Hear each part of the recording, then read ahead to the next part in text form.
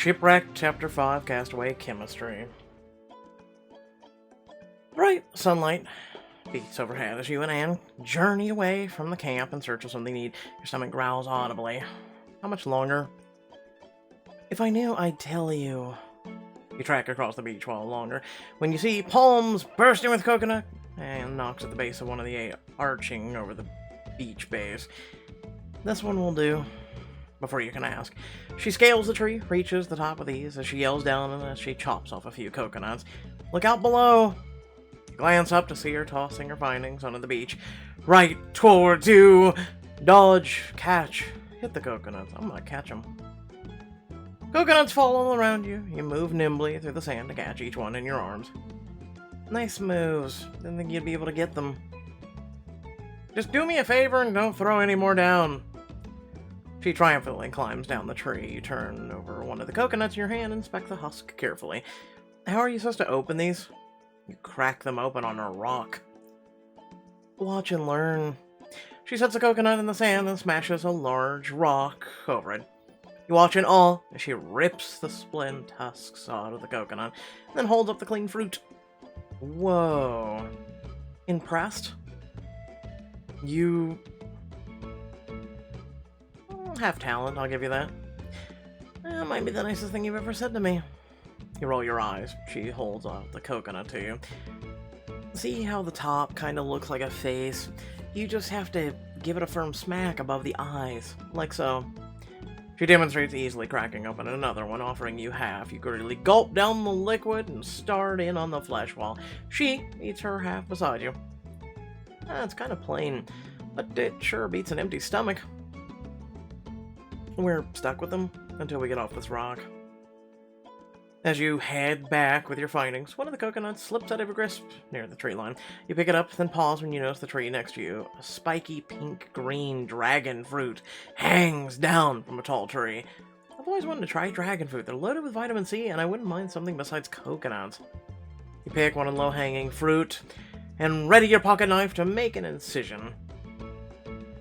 You don't want to eat that. As they say, you never go for the low-hanging fruit. I think I do. If you do, you're gonna hate dragon fruit, or as we call it, pitaya.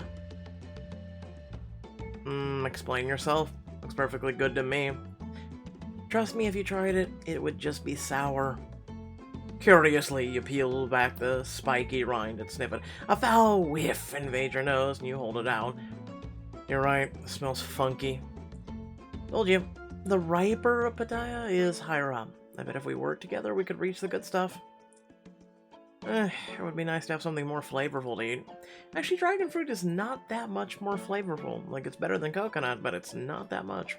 There's nothing better than sweet pitaya juices coating your mouth. Come on, and let me help you make your first experience one you want to remember. Diamond choice. Retrieve a ripe dragon fruit. Let's get us some ripe fruit.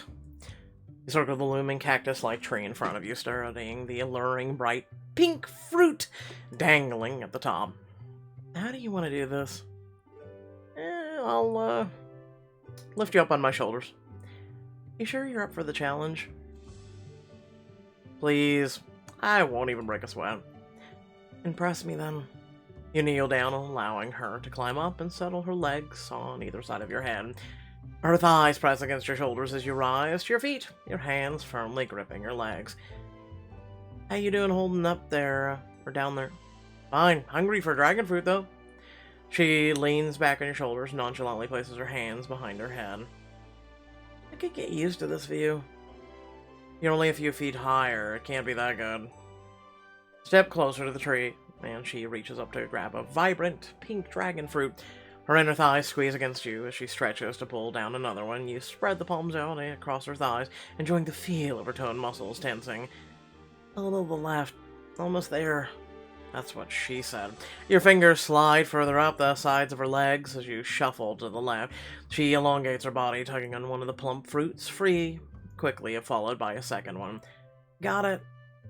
She reaches for a final dragon fruit. When you start to sway, you shift your feet, trying to regain your balance. Can't hold on anymore. I need to wobble, drop, balance. You sway from side to side, trying to keep her steady on your shoulders. Watch it! You widen your stance, twist your shoulders, and regain your balance. That was close. Too close. Good recovery, but I'm coming down. She grabs a nearby branch to help her easily dismount from your shoulders. You reach for your pocket knife to cut up one of the plucked dragon fruit, but she places her hands on top of yours. Allow me. She cuts up the fruit, revealing a juicy white interior with black seeds. It's been a very, very, very long time since I had one of those. And it was my first and only one that I've ever had. The store no longer carries them. It's sad. At least it looks good. Trust me, you won't regret this. She cuts vertical lines in the dragon fruit, then crisscrosses them with horizontal ones, creating small squared pieces. She pulls one of the cubes free and holds it out to you between her forefinger and thumb. Close your eyes. It tastes better that way. Indulge her. Shut your eyes. She gently presses the fruit to your mouth. A shiver runs down your spine from the coolness of it on your lips and the heat of her fingers. Your lips close around the white piece of the fruit, juice bursting forth. The instant it hits your tongue, the sweetness seeps down your throat while her fingers slide out of your mouth. That tastes so good. I think you've earned another taste. You part your mouth in anticipation as she places it on your tongue, her touch igniting your nerve endings. As she starts to pull away, you feel sticky, wet juice spilling over to coat her finger. You open your eyes, watching her carefully as you close your mouth around her finger, sucking the juice from her skin. Oh. A sharp breath escapes her lips as she watches you, and they curl into a mischievous grin as you hold her gaze. Damn. Your tongue pulses around the tip, and you thrust it into the space between her fingers.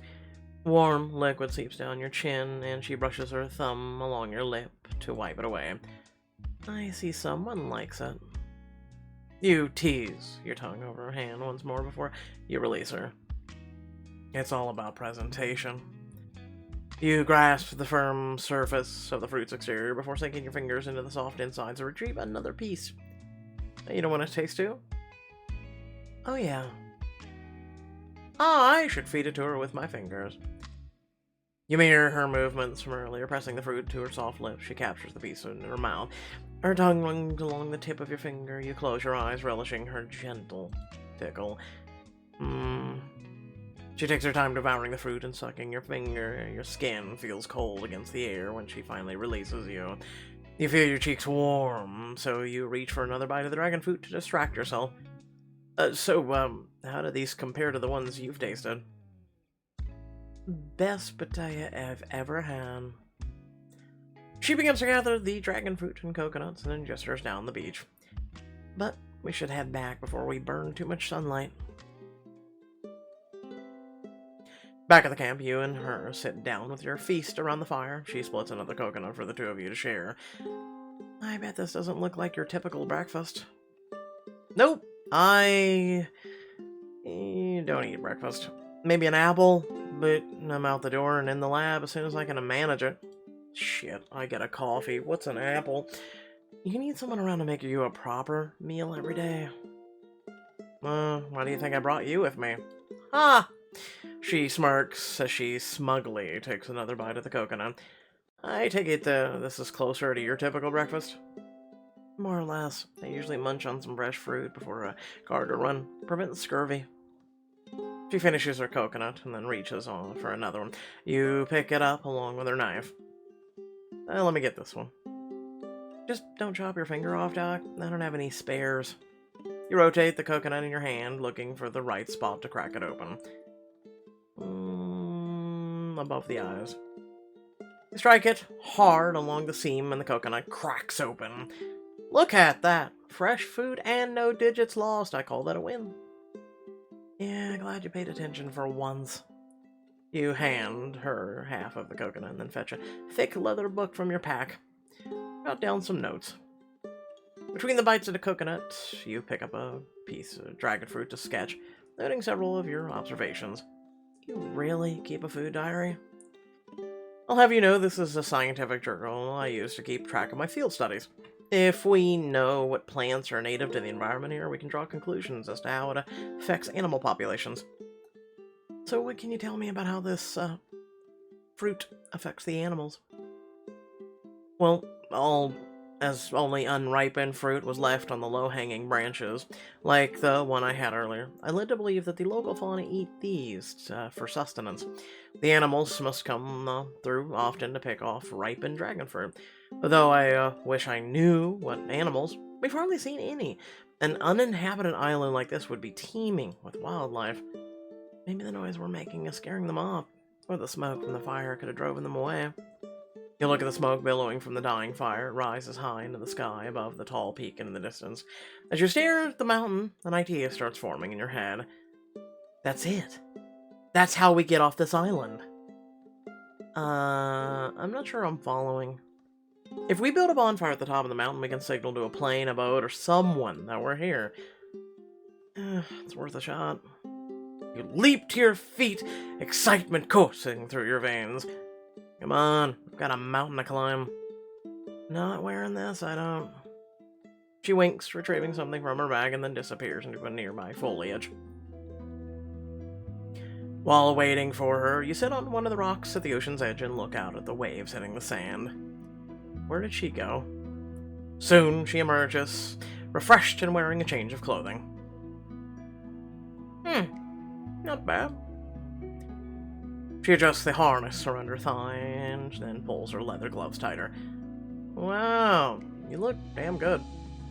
Her maroon shirt hugs her body, emphasizing the swell of her breast, while her shorts give you a view of her very defined muscle in her legs. I know. She tosses a pair of green shorts and a colorful button down into your lap. Saw those among our supplies in case you want to change too. Maybe. I'll take a look.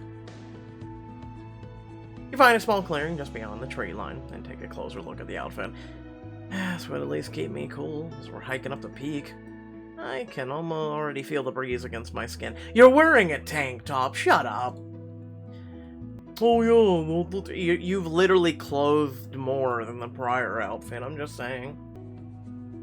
It doesn't take long for you to slip into the new clothing, leaving the top few buttons of your red shirt undone.